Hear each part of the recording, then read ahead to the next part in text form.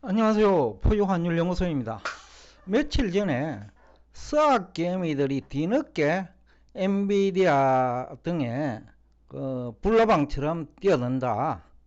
마치 2022년 초 테슬라 주식에 투자하는 것처럼 뒤늦게 뛰어들었다. 그렇다면 왜 스와개미들 다수가 뒤늦게 엔비디아 아니면 미국 주가 지수 추종하는 ETF 상품에 뛰어들었을까요?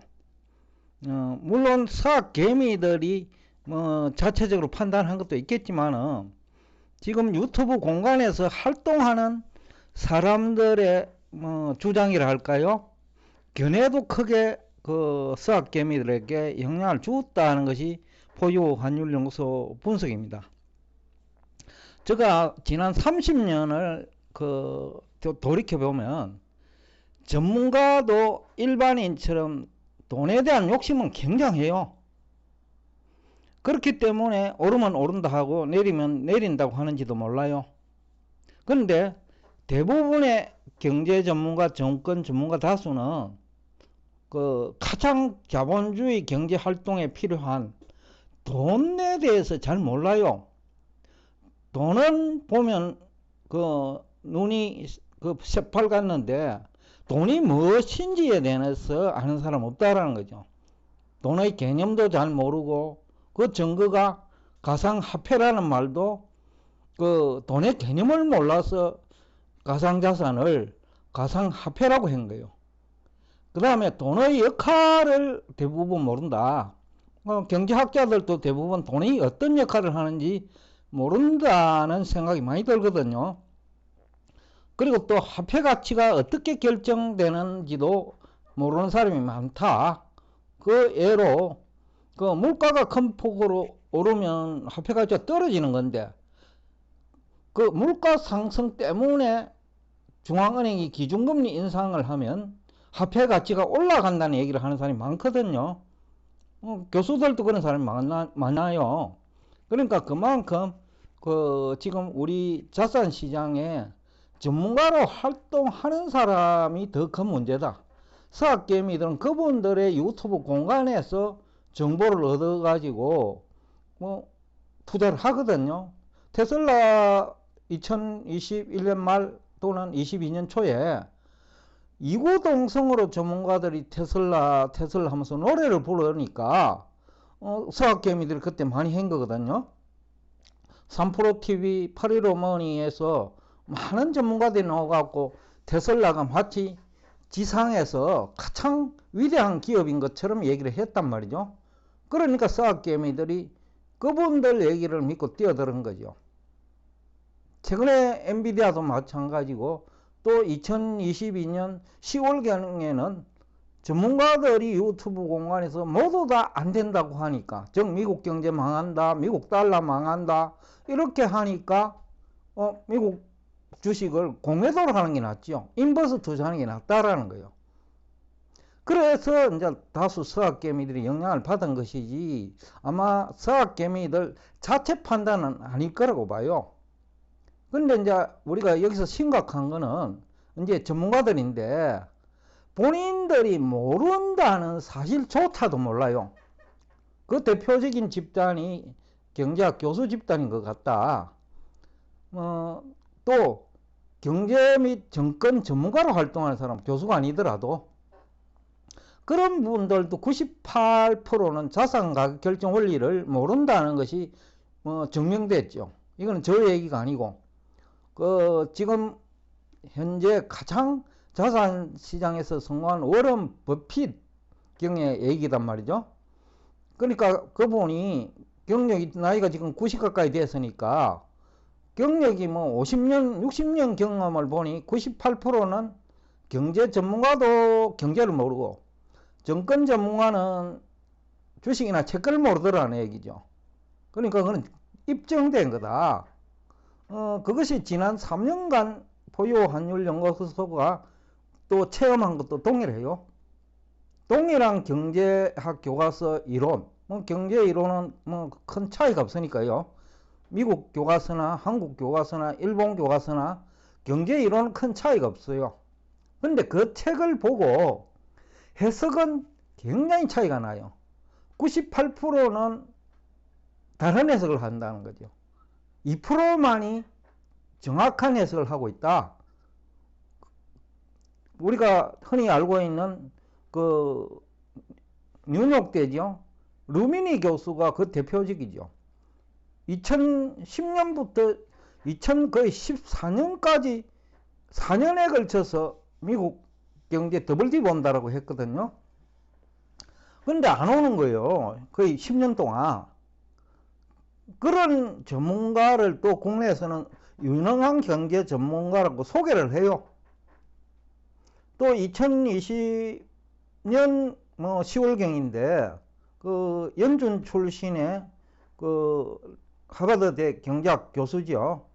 또 그분이 그 당시에 달러 인덱스가 90에서 95 사이인데 거기서 달러 가치가 30 내지 40% 하락한다고 했으니까 달러 인덱스가 2021년 말까지는 60 정도 갈 거라고 했죠. 근데 실제 2021년 말 달러 인덱스는 거꾸로 100이 넘어버린 거예요. 한때 또 114까지 갔어요. 그러니까 경제 전문가, 심지어는 연준 출신의 경제 전문가이면서 하버드대 경제학 교수까지도 화폐 가치 결정 원리를 몰랐던 거죠. 그것도 미국 달러 가치. 지금 외환시장에서 가장 기본이 되는 화폐는 달러거든요. 그러니까 가장 기본이 되는 화폐 가치 결정 원리를 모른다는 거죠. 그러니까 경제학 교과서 이론을 보고 해석이 다 다르다는 거죠. 국내에서도 그 당시에 경제학 박사급에 해당되는 사람이 우리나라 통화 가치가 미국 달러가 몰락하면 오히려 1달러당 그 당시 1100원 안팎에서 그때 한때 1070원 정도 내려가니까 1000원 깨지는 거는 시간 문제다. 즉 1000원 이하로 내려간다는 거죠. 950원 대까지 내려갈 수 있다는 얘기죠. 그러니까 그분도 역시 화폐가치 결정 원리를 모르고 또 대부분은 경제학 중에서 거시경제 지표로 가면 여러 가지가 있지만은 GDP만큼 중요한 거시경제 지표가 없는데 그조차도 잘 모르더라. 그것도 지난 3년간 계속해서 모르더라는 거예요. 그러니까 교과서에는 있어요. 포유환율연구소도 경제학 교과서를 벗어나는 이론 종계는 없어요. 다만 그 경제학 교과서 다양한 이론 중에서 물가도 오르고 금리도 오르면 포유환율연구소는 물가 오르는 것과 금리 오르는 것을 동시에 검토하는데 그분들은 물가 오르는 거는 그냥 두고 연준이 기준금리를 인상하면 금리 역전이 생기면서 마치 미국 경제가 몰락하고 주식시장이 큰 폭으로 하락하는 것처럼 얘기한다는 거예요. 정권 전문가도 마찬가지고요. 그러니까 경제학 교과서는 상호 충돌되는 이론이 많은데 대부분의 경제학자나 경제 전문가는 그 충돌하는 경제 이론을 융합할 능력이 안 되니까 융합을 하려면 크기를 알아야 되거든요. 예를 들어서 물가 상승률이 GDP에 미치는 영향, 저 크기와 또 방향, 그리고 금리가 저 금리 인상이 또 실물 경제와 금융시장에 미치는 영향과 그 크기, 방향 이런 거를 모른다는 거죠.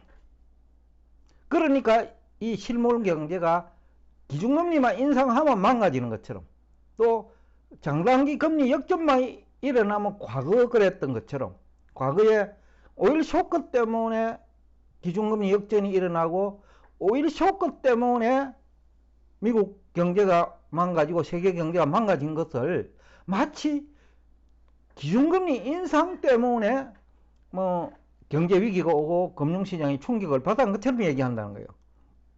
그러니까 모르고 그 통계만 가지고 얘기한다는 거예요.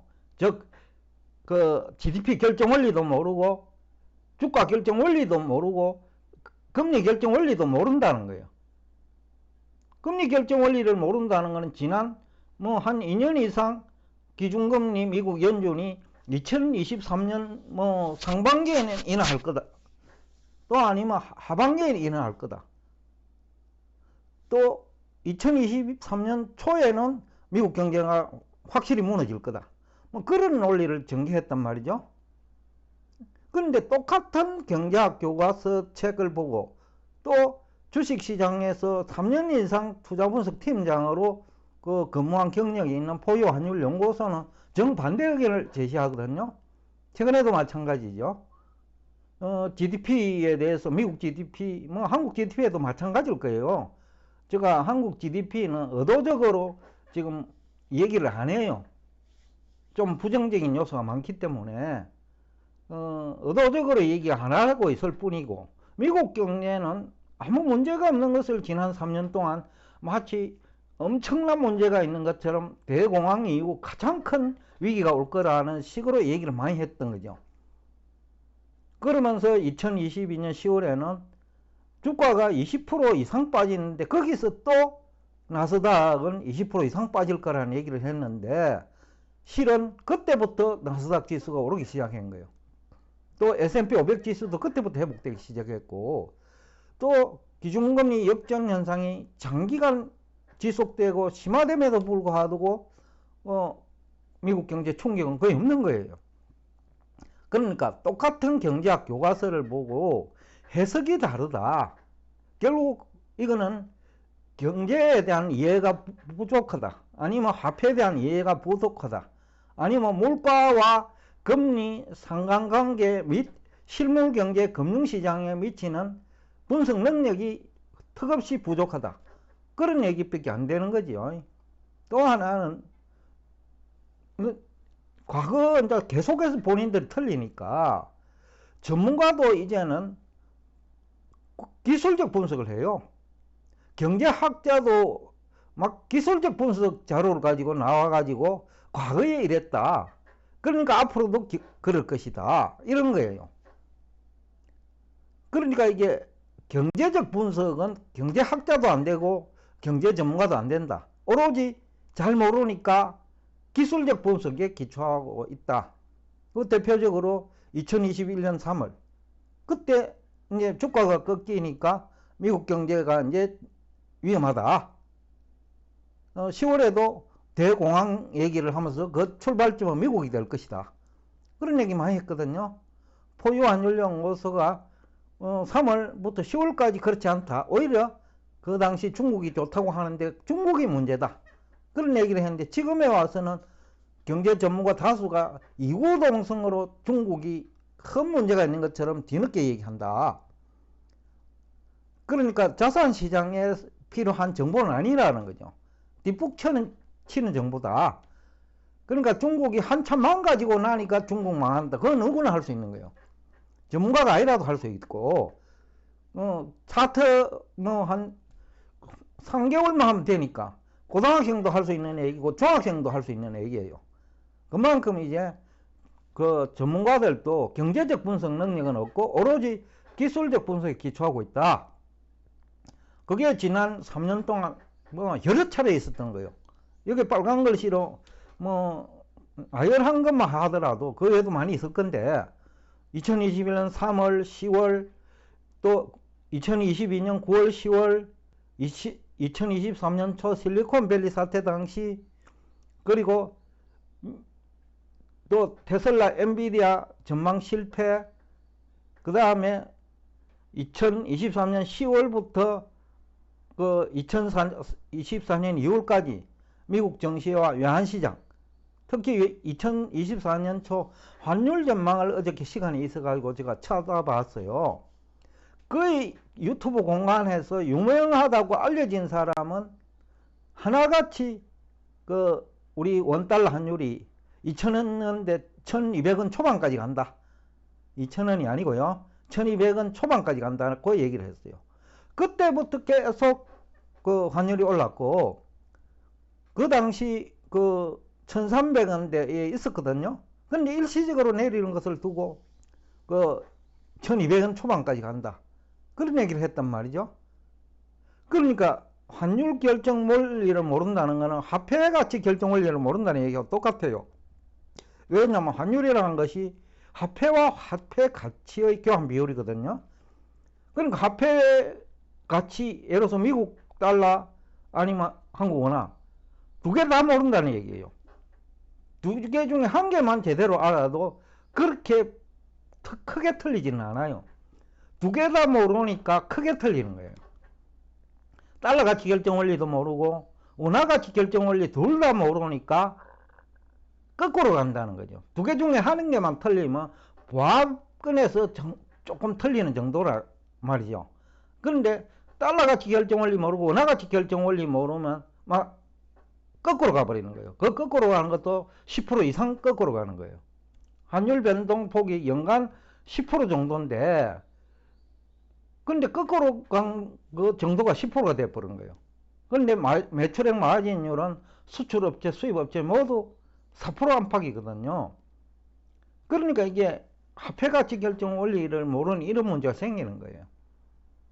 원래 4월에도 지난번에 우리 연구소가 그저 10% 정도 조정받을 거렇게 했는데 그때도 이제 끝났다라는 얘기 많았거든요. JP모간조차도 거기도 세계적인 에리트들이 다 모여가 있는 집단이죠. 세계에서 가장 큰 투자은행이니까.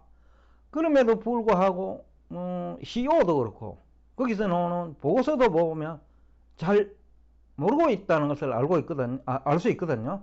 그만큼 지금 전문가들이 없다라는 얘기를 하고서 있고, 그 다음에 일반 투자자들도 98%는 전문가 의견을 수용하는데 이게 문제예요. 그러니까 본인들 수준하고 전문가들 수준하고 견해가 일치하는 거예요. 쉽게 하면 실력이 비슷하는 거죠. 실력이 비슷하지 않더라도 그 98% 엉터리 전문가가 얘기하는 거는 머리에 쏙 들어와요. 또 설득 있게 들려요. 가정을 하고 있기 때문에. 근데 2% 얘기하는 거는 납득이 안 되는 거예요.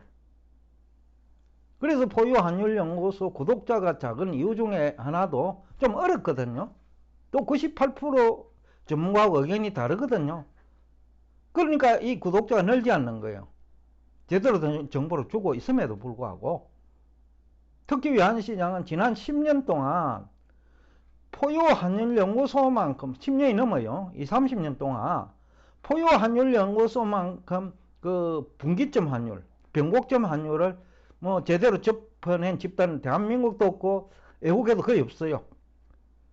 그런데 아직도 안 통하는 거예요. 포유환율연구소 의견이 그야말로 예외적인 얘기고 말도 안 되는 얘기, 그리고 이해가 안 된다는 그런 전문가들이 많죠. 그 다음에 또 하나는 추격 매수, 추격 매도 간행. 이거 30년 이상 반복돼요. 테슬라도 추격 매수였고 2차전지도 지난해 우리 국내 2차전지 말입니다. 추격 매수 엄청났거든요. 에코프로 100만원 이상해서 얼마만큼 매수를 했냐면 그때 거래량이 제일 많아요. 거래량이 많다는 것은 그만큼 추격 매수자도 많다는 거예요. 또 뒤늦게 또 추격 매도도 하고요. 여튼 오늘 얘기하고자 하는 요 기지는 흥미로운 자산 운용인데 98%에 포함되지 않기 위해서는 공부를 좀 제대로 해야 된다. 지난 일요일 날 제가 몇몇 우리 구독자하고 만나가지고 GDP와 관련된 얘기를 했는데 교과서에 있는 얘기예요, 전부 다. 근데 교과서에 있는 얘기를 경제학자나 경제 전문가들이 그동안 몰랐던 거예요. 예를 들면 세로축에 물가를 넣고 가로축에 GDP를 넣을 때와 세로축에 금리를 넣고 또 더군다나 기준금리를 넣고 GDP를 넣을 때 그 GDP 크기, 성장률 다 달라지거든요. 또 총수요 곡선의 기울기도 다 달라져요. 근데 그게 해석이 안 되는 거예요. 포유환율연구소가 전혀 다른 해석이 나오는 거예요. 바로 그런 측면에서 공부를 할 때 좀 제대로 공부하자. 그리고 충돌하는 경제 이론은 그 크기를 한번 생각해 보면서 자산시장에 참여하자라는 얘기를 하면서 오늘 여러분과 대화를 여기서 끝내겠습니다. 오늘도 끝까지 경청해 주셔서 대단히 감사합니다.